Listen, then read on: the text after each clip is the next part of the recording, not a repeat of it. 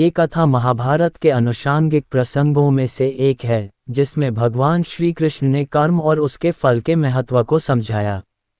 ये कहानी एक रानी और उसके कर्मों से संबंधित है, जो ये सिखाती है कि व्यक्ति अपने अच्छे या बुरे कर्मों का फल अवश्य भोगता है।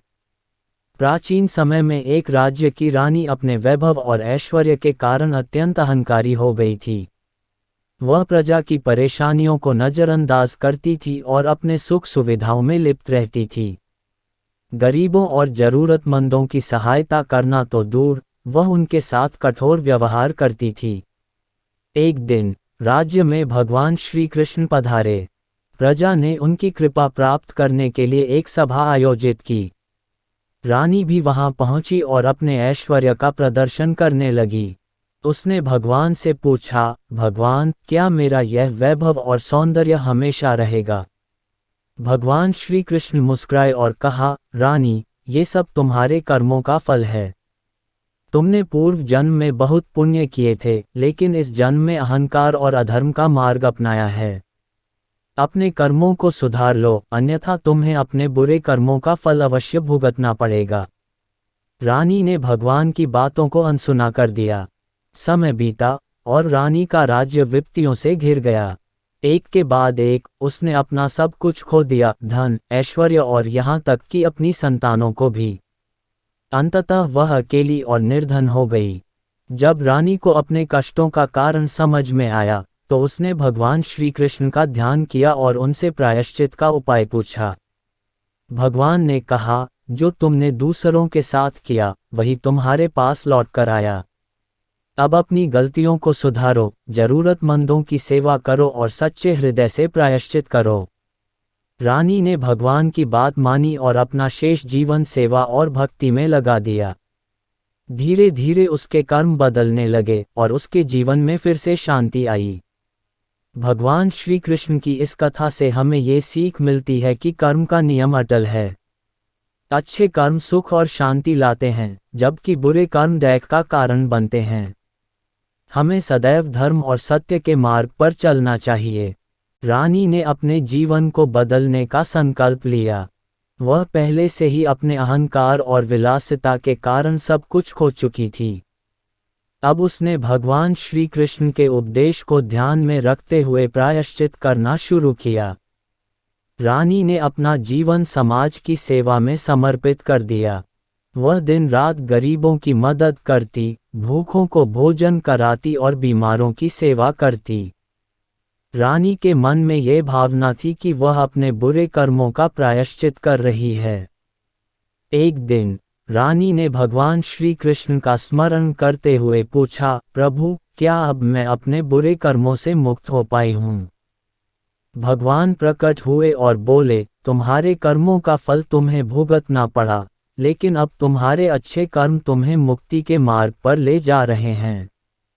अपने जीवन के अंतिम क्षण तक धर्म और सेवा के मार्ग पर चलती रहो। यही तुम्हारे उद्धार का मार्ग है। रानी ने पूरी निष्ठा से भगवान के बताए मार्ग पर चलना जारी रखा। उसने अपना शेष जीवन भक्ति और सेवा में लगा दिया। कुछ समय बाद रानी का अंत समय आया। उसकी भक्ति और सेवा से प्रसन्न होकर भगवान श्री कृष्ण स्वयं उसे मोक्ष प्रदान करने आए। भगवान ने कहा, तुमने अपने बुरे कर्मों का प्रायश्चित कर लिया है। अब तुम मेरे परमधाम में आ सकती हो। ये तुम्हारी सच्ची भक्ति और निष्ठा का फल है। रानी ने भगवान को प्रणाम किया और उनके चरणों में समर्पित होकर परमधाम की ओर प्रस्थान किया। एक कर्मों का प्रभाव। हर व्यक्ति को अपने कर्मों का फल अवश्य भोगना पड़ता है, चाहे वह वर्तमान जीवन में हो या अगले जन्म में।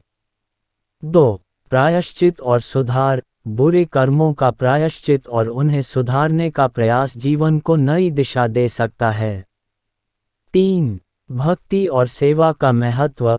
भगवान को प्रसन्न करने का सबसे सरल मार्ग सेवा, भक्ति और सच्चे हृदय से समर्पण है। 4. अहंकार का परित्याग। अहंकार व्यक्ति को पतन की ओर ले जाता है, जबकि विनम्रता और धर्म उसे मोक्ष के मार्ग पर ले जाते हैं। ये कथा सिखाती है कि जीवन में चाहे कितनी भी कठिनाइयां आएं, अगर व्यक्ति भगवान के मार्ग पर चलता है तो उसे अंततः शांति और मुक्ति प्राप्त होती है।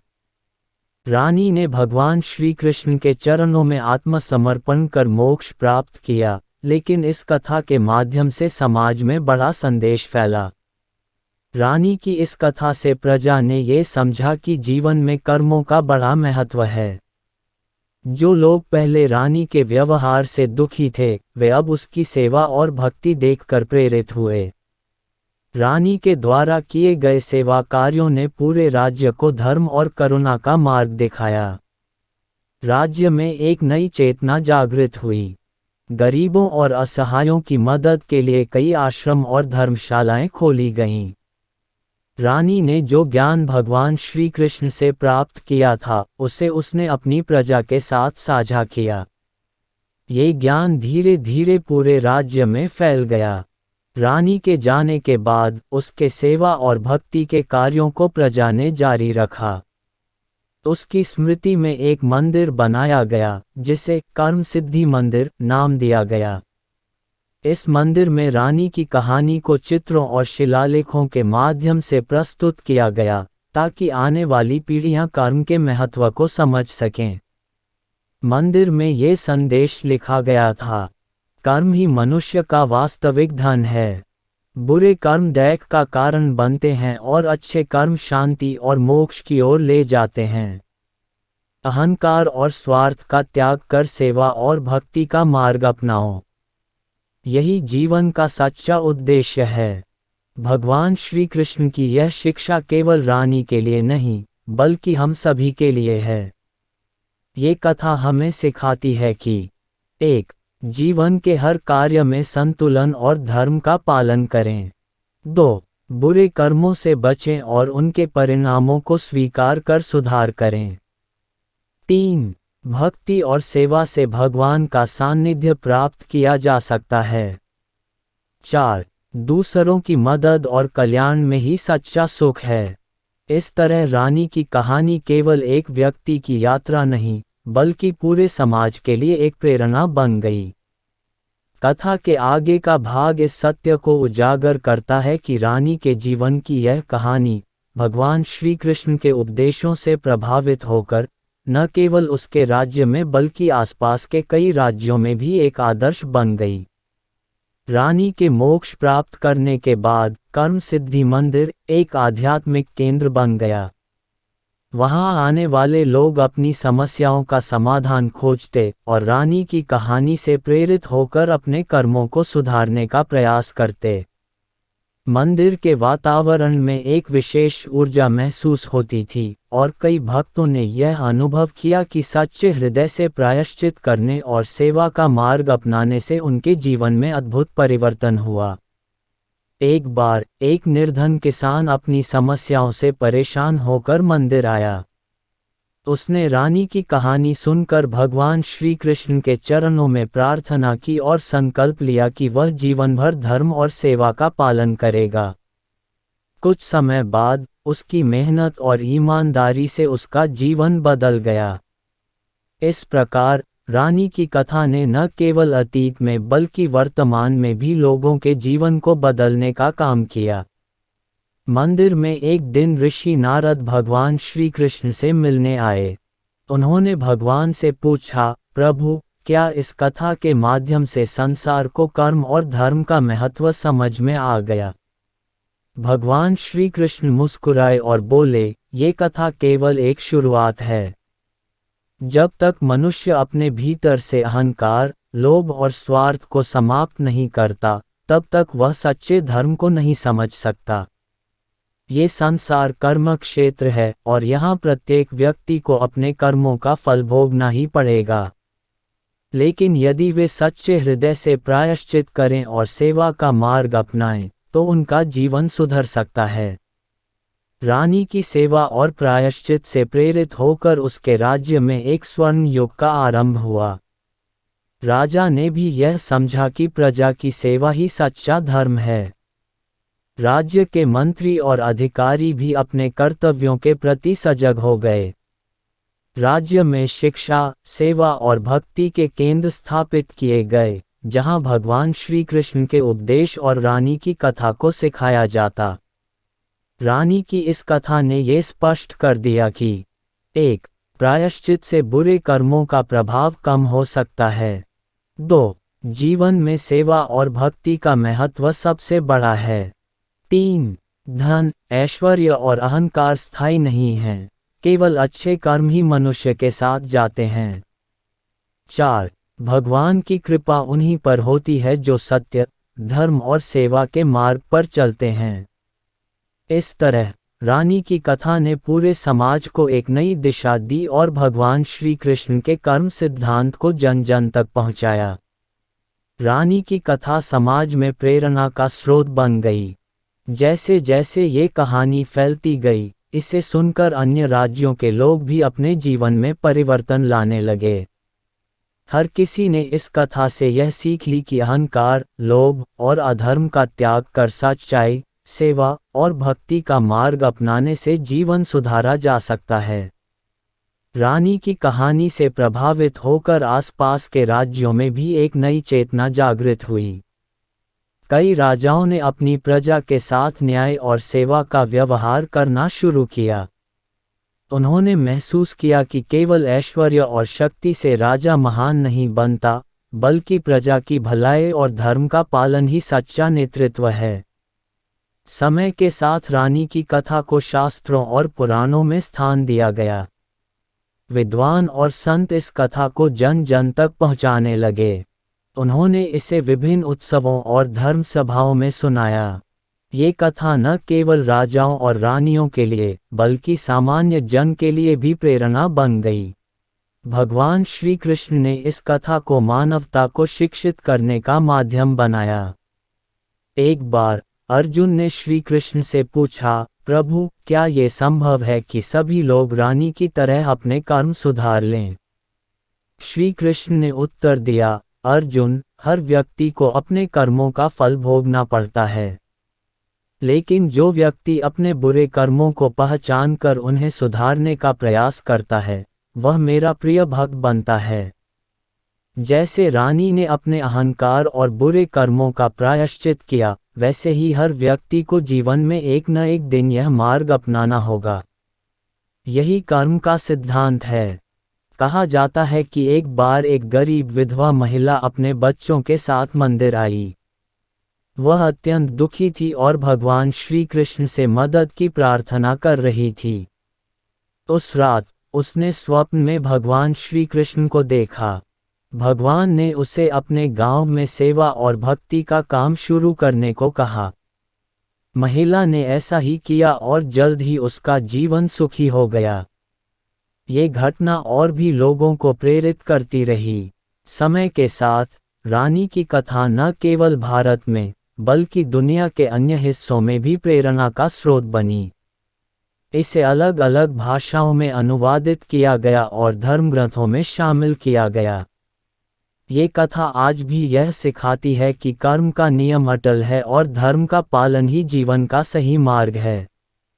रानी की कथा का अंत नहीं, बल्कि यह एक सतत यात्रा है। ये हमें बार बार यह याद दिलाती है कि 1. जीवन में अच्छे कर्मों का कोई विकल्प नहीं है। 2. बुरे कर्मों का प्रायश्चित और उनका परित्याग जीवन में परिवर्तन ला सकता है। 3. सेवा और भक्ति से न केवल अपना जीवन सुधारा जा सकता है, बल्कि समाज को भी नई दिशा दी जा सकती है। 4. भगवान श्री कृष्ण का मार्गदर्शन और कृपा उन्हीं को प्राप्त होती है, जो सच्चे हृदय से धर्म का पालन करते हैं। इस प्रकार रानी की यह कथा युगों युगों तक मानवता के लिए एक अमूल्य धरोहर बनी रहेगी। रानी की कथा यहीं समाप्त नहीं होती, यह मानवता को सतत प्रेरणा देने वाली कहानी बन गई। समय के साथ ये कथा केवल उपदेश नहीं, बल्कि एक आंदोलन का रूप ले चुकी थी। लोग इसे अपने जीवन में अपनाने लगे और समाज में सकारात्मक बदलाव होने लगे। मंदिर में हर वर्ष एक बड़ा उत्सव आयोजित किया जाने लगा, जिसमें विद्वान, संत और गुरुकुलों के छात्र छात्राएं शामिल होते। इस उत्सव में रानी की कथा को नाट्य रूप में प्रस्तुत किया जाता, ताकि नई पीढ़ी इसे आसानी से समझ सके। बच्चों को विशेष रूप से यह सिखाया जाता कि जीवन में सच्चाई, सेवा और भक्ति का क्या महत्व है। रानी की कथा के प्रचार प्रसार ने समाज में धार्मिक और आध्यात्मिक जागरूकता बढ़ाई। लोग ये समझने लगे कि जीवन में सफलता केवल धन संपत्ति से नहीं, बल्कि धर्म और सदाचार से प्राप्त होती है। ये कथा धीरे धीरे समाज सुधार का माध्यम बन गई। कुछ समय बाद मंदिर में एक धर्म सभा आयोजित की गई, जहां भगवान श्री कृष्ण के कई उपदेशों पर चर्चा हुई। एक भक्त ने भगवान श्री कृष्ण से पूछा, प्रभु, क्या हर व्यक्ति को रानी की तरह मोक्ष प्राप्त हो सकता है? श्री कृष्ण ने उत्तर दिया, हर आत्मा को मोक्ष प्राप्त करने का अधिकार है, लेकिन यह उसके कर्मों पर निर्भर करता है। यदि व्यक्ति सच्चे हृदय से अपनी गलतियों को स्वीकार करे, उन्हें सुधारने का प्रयास करे और भक्ति, सेवा और सत्य के मार्ग पर चले, तो वह निश्चित रूप से मोक्ष का अधिकारी बन सकता है।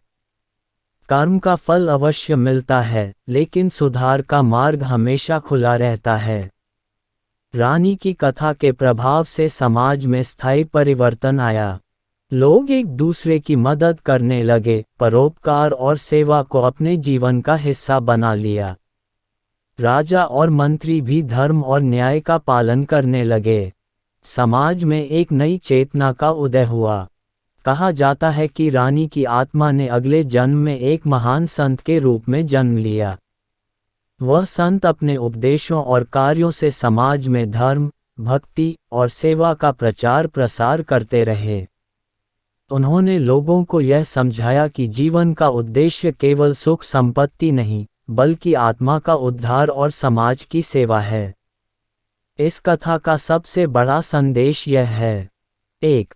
कर्म का नियम अटल है, लेकिन सुधार और प्रायश्चित का मार्ग हमेशा खुला है। 2. धन और ऐश्वर्य क्षणिक हैं, लेकिन अच्छे कर्म और सेवा स्थायी हैं। 3. हर व्यक्ति को अपने जीवन में आत्मनिरीक्षण करना चाहिए और धर्म के मार्ग पर चलना चाहिए। 4. ईश्वर की कृपा उन्हीं पर होती है जो सत्य, सेवा और भक्ति के मार्ग पर चलते हैं। इस प्रकार रानी की यह कथा युगों युगों तक मानवता को प्रेरणा देती रहेगी और हमें सिखाती रहेगी कि जीवन में धर्म, सेवा और सत्य से बड़ा कुछ नहीं है। रानी के पुनर्जन्म और समाज सुधार की यात्रा। रानी के अगले जन्म में उसने एक गरीब ब्राह्मण परिवार में जन्म लिया। बचपन से ही उसमें गहरी आध्यात्मिकता थी। वह दूसरों की मदद करने और सेवा में आनंद पाती थी। अपने पिछले जन्म के कर्मों का प्रभाव उसके स्वभाव में झलकता था। जैसे जैसे वह बड़ी हुई, उसने गरीबों और वंचितों के लिए काम करना शुरू किया। उसने अपने गांव में शिक्षा, स्वच्छता और सेवा का प्रचार प्रसार किया। उसके कार्यों से गांव में गरीबी और अशिक्षा कम होने लगी। गांव के लोग उसे एक संत मानने लगे। ध्यान और आत्मज्ञान की प्राप्ति। एक दिन उस महिला ने गहन ध्यान करते हुए अपने पिछले जन्म को देखा। उसने महसूस किया कि वह वही रानी थी जिसने अपने अहंकार के कारण सब कुछ खो दिया था। इस आत्मज्ञान के बाद उसने भगवान श्री कृष्ण के उपदेशों को और गहराई से अपनाया। उसने प्रण लिया कि इस जन्म में वह पूरी तरह से सेवा और भक्ति के मार्ग पर चलेगी। समाज में बड़ा बदलाव। उस महिला के कार्यों ने पूरे क्षेत्र में बदलाव लाया। लोग उसकी शिक्षा और प्रेरणा से अपने जीवन को सुधारने लगे। उसने एक आश्रम की स्थापना की, जहां लोग धर्म, सेवा और भक्ति का अभ्यास कर सकते थे। इस आश्रम में बच्चों को शिक्षित किया जाता, गरीबों को सहायता दी जाती और हर व्यक्ति को धर्म के मार्ग पर चलने की प्रेरणा दी जाती। उसके जीवन के अंतिम समय में भगवान श्री कृष्ण फिर प्रकट हुए। उन्होंने उससे कहा, तुमने अपने कर्मों को सुधार कर समाज के लिए जो किया है, वह अद्वितीय है। अब तुम्हारा ये जन्म भी पूर्ण हुआ। तुम्हें परमधाम का अधिकारी बनाया जाता है। उस महिला ने भगवान के चरणों में समर्पण किया और मोक्ष प्राप्त किया। रानी की यह कहानी एक अनंत प्रेरणा बन गई। इसे सुनने वाले लोग अपने जीवन को सुधारने का प्रयास करते। ये कथा हमें बार बार यह सिखाती है कि 1. जीवन में हर व्यक्ति को अपने कर्मों का परिणाम भोगना पड़ता है। 2. यदि हम अपने बुरे कर्मों को सुधारने का प्रयास करें और सच्चे हृदय से सेवा व भक्ति करें, तो ईश्वर की कृपा प्राप्त कर सकते हैं। 3. सत्य, सेवा और भक्ति ही मोक्ष का मार्ग हैं। रानी की कथा एक अंतहीन यात्रा बन गई, जो हर व्यक्ति को सिखाती है कि जीवन में कर्म सबसे बड़ा सत्य है, और इसे सुधारने का प्रयास ही हमें ईश्वर के निकट ले जाता है। रानी की कथा और उसके पुनर्जन्म की कहानी केवल मोक्ष और समाज सेवा तक ही सीमित नहीं रही। ये कथा समय के साथ और भी अधिक प्रभावशाली बन गई, क्योंकि इसके संदेश ने मानवता को सतत प्रेरित किया। रानी की कथा के प्रसार का प्रभाव। रानी के जीवन और उसके पुनर्जन्म से प्रेरित होकर कई संत और विद्वान समाज में बदलाव लाने के लिए आगे आए। उन्होंने कर्म सिद्धांत के महत्व को और अधिक गहराई से समझाया। शास्त्रों में स्थान। रानी की कहानी को कई पुराणों और धर्म ग्रंथों में जगह मिली। विद्वानों ने इसे लोगों को पढ़ने और सीखने के लिए शामिल किया। गुरुकुलों में शिक्षा। इस कथा को शिक्षा का हिस्सा बनाया गया, ताकि बच्चे इसे पढ़कर जीवन के सही मूल्यों को समझ सकें। सामाजिक आंदोलनों की प्रेरणा। कई समाज सुधार आंदोलनों ने इस कथा को अपने आदर्श के रूप में अपनाया। ये संदेश दिया गया कि समाज का हर व्यक्ति अपने कर्मों को सुधार कर दूसरों के जीवन में भी बदलाव ला सकता है। भगवान श्री कृष्ण की एक नई लीला। इस कथा के प्रसार के कई वर्षों बाद भगवान श्री कृष्ण ने अपनी एक नई लीला प्रकट की। एक विशेष धर्म सभा में, जहां संत, ऋषि और समाज के नेता एकत्र हुए थे, भगवान ने एक दिव्य संदेश दिया। ये संसार कर्म क्षेत्र है। हर आत्मा को अपने कर्मों का लेखा जोखा देना होगा। लेकिन जो व्यक्ति अपने कर्मों को सुधारने के लिए ईमानदारी से प्रयास करता है, वह मेरे हृदय में स्थान पाता है। रानी ने अपने जीवन में ये सिद्ध किया कि आत्मा की शुद्धि सेवा, भक्ति और सत्य के मार्ग पर चलने से होती है। ये कथा केवल एक कहानी नहीं, बल्कि हर आत्मा के लिए प्रेरणा है। भगवान के इस दिव्य संदेश के बाद समाज में एक नई चेतना का उदय हुआ। लोग न केवल अपने जीवन को सुधारने लगे, बल्कि दूसरों को भी प्रेरित करने लगे। सेवा केंद्रों की स्थापना। पूरे देश में सेवा केंद्र, आश्रम और धर्म संस्थान स्थापित किए गए। समाज सुधार। राजा और मंत्री भी अपने राज्यों में न्याय और सेवा के सिद्धांतों का पालन करने लगे। विश्वव्यापी प्रभाव। ये कथा भारत की सीमाओं को पार कर विदेशों तक फैल गई। इसे कई भाषाओं में अनुवादित किया गया और हर जगह इसे प्रेरणा का स्रोत माना गया। रानी की कथा के अंतिम संदेश को हर व्यक्ति ने आत्मसात किया। 1. कर्म का महत्व। अच्छे और बुरे कर्मों का फल अवश्य मिलता है। 2. सुधार का मार्ग। कभी भी देर नहीं होती। जीवन में बदलाव और सुधार का रास्ता हमेशा खुला है। 3. सत्य, सेवा और भक्ति का मार्ग।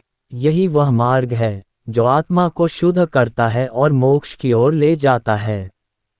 4. समाज के प्रति दायित्व। केवल अपने लिए नहीं, बल्कि समाज के लिए भी जीना महत्वपूर्ण है। रानी की यह कथा समय के साथ अनंत प्रेरणा बन गई। इसे हर पीढ़ी ने अपने तरीके से अपनाया और आगे बढ़ाया। भगवान श्री कृष्ण का दिया हुआ ये संदेश युगों युगों तक मानवता को ये सिखाता रहेगा कि जीवन में सबसे बड़ा धर्म अपने कर्मों को सुधारना और सेवा, भक्ति तथा सत्य के मार्ग पर चलना है। रानी की कथा ने जहां एक और लोगों के जीवन में नई दिशा दी, वहीं दूसरी ओर यह कथा नई कहानियों, प्रेरणाओं और समाज सुधारों का आधार बन गई। समय बीतने के साथ कर्म सिद्धि मंदिर पर कई चमत्कार होने लगे। भक्तों का मानना था कि जो भी व्यक्ति सच्चे मन से वहां प्रार्थना करता, उसकी मनोकामनाएं पूरी होती थीं। एक अंधे को दृष्टि मिली। एक बार एक अंधा भिक्षुक मंदिर में आया। उसने रानी की कथा सुनने के बाद अपने पिछले बुरे कर्मों का प्रायश्चित किया और भगवान श्री कृष्ण से क्षमा मांगी। कहा जाता है कि कुछ ही समय बाद उसकी आंखों की रोशनी लौट आई। 2. गरीब किसान की सहायता। एक गरीब किसान, जो कर्ज में डूबा हुआ था, मंदिर आया और अपनी समस्याओं के लिए प्रार्थना की। उसे एक स्वप्न में भगवान श्री कृष्ण का निर्देश मिला, जिसने उसे एक गुप्त खजाने तक पहुंचाया।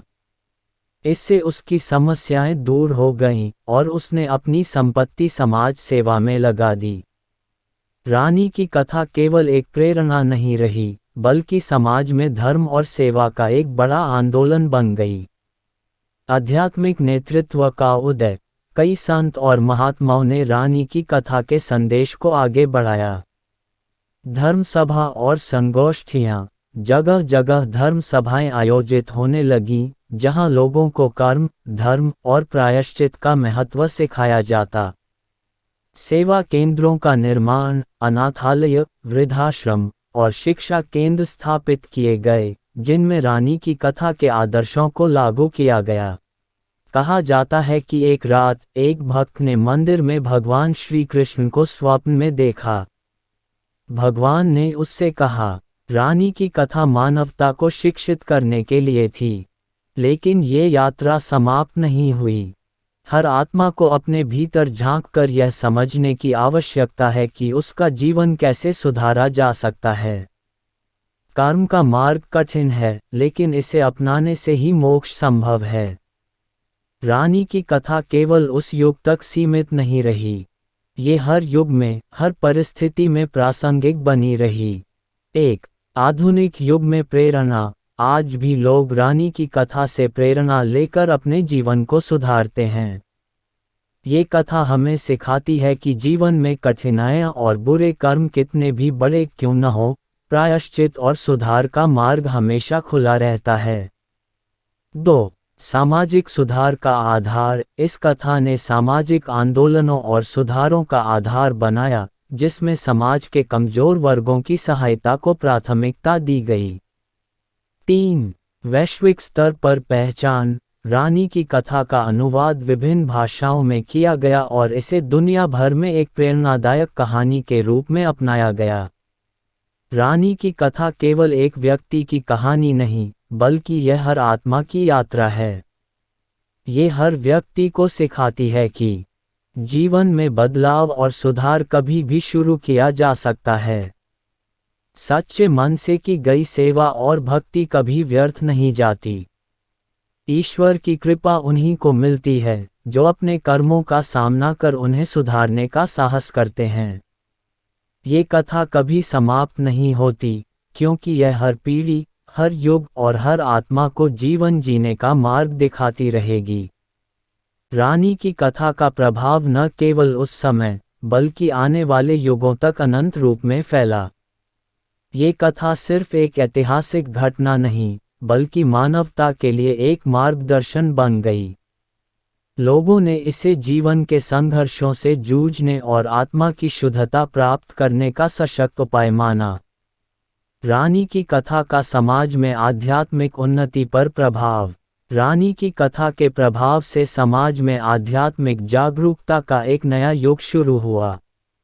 1. धार्मिक संतों का आह्वान। रानी की कथा को सुनकर कई संतों ने धर्म, सत्य और भक्ति के संदेश को जन जन तक पहुंचाने के लिए एक नया आंदोलन शुरू किया। संतों ने समाज में धर्म और सत्य के प्रति जागरूकता फैलाने के लिए रानी की शिक्षा और उपदेशों का पालन किया। 2. सामाजिक एकता और भाईचारे का संदेश। रानी की कथा ने ये संदेश दिया कि मानवता के सर्वोत्तम लाभ के लिए हर जाति, धर्म और वर्ग को एकजुट होकर काम करना चाहिए। सेवा, भक्ति और कर्म के सिद्धांतों पर आधारित एकजुटता समाज में शांति और सद्भाव लाने में सहायक बन सकती है। समय के साथ रानी की कथा का प्रभाव भारत के बाहर भी फैलने लगा। विशेष रूप से जब पश्चिमी दुनिया ने भारतीय धर्म और संस्कृति में रुचि दिखानी शुरू की, तो रानी की कथा ने एक ऐतिहासिक महत्व प्राप्त किया। कई विदेशी विद्वानों और समाज सुधारकों ने इसे अपने कार्यों में शामिल किया। 1. पश्चिमी दुनिया में प्रभाव। रानी की कथा को पश्चिमी विश्वविद्यालयों में भारतीय धर्मशास्त्र के अध्ययन में शामिल किया गया। रानी के कर्म, प्रायश्चित और सेवा के सिद्धांतों ने पश्चिमी समाज में भी आत्म सुधार और समाज के प्रति दायित्व का महत्व बताया। 2. धर्मनिरपेक्ष समाज में शिक्षा। रानी की कथा को धर्मनिरपेक्षता और मानवता के दृष्टिकोण से देखा जाने लगा। इसके संदेश ने धर्म और जातिवाद से परे मानवता की एकता को स्थापित किया। आज के समय में, जहां भौतिकता, स्वार्थ और क्षणिक सुखों के पीछे लोग भाग रहे हैं, रानी की कथा की प्रासंगिकता और बढ़ गई है। इस कथा से हमें ये सीखने को मिलता है कि जीवन में असली सुख और शांति तभी संभव है जब हम अपने कर्मों का सही मूल्यांकन करें और सत्य, भक्ति और सेवा की दिशा में कदम बढ़ाएं। 1. सामाजिक न्याय और सुधार। रानी की कथा ने आधुनिक समाज में सुधार की प्रेरणा दी है। समाज के निचले वर्गों, महिलाओं और अन्य कमजोर वर्गों के अधिकारों के लिए संघर्ष को इस कथा से बल मिला है। 2. आध्यात्मिक विकास। आजकल के भाग दौड़ भरे जीवन में लोग तनाव और मानसिक अवसाद से जूझ रहे हैं। रानी की कथा हमें ये सिखाती है कि मानसिक शांति और आत्मिक संतुलन केवल प्रायश्चित, भक्ति और सेवा से ही मिल सकता है। रानी की कथा ने जो शिक्षा दी, वह केवल एक व्यक्ति के जीवन का सुधार नहीं, बल्कि पूरे समाज और विश्व का सुधार करने की दिशा में थी।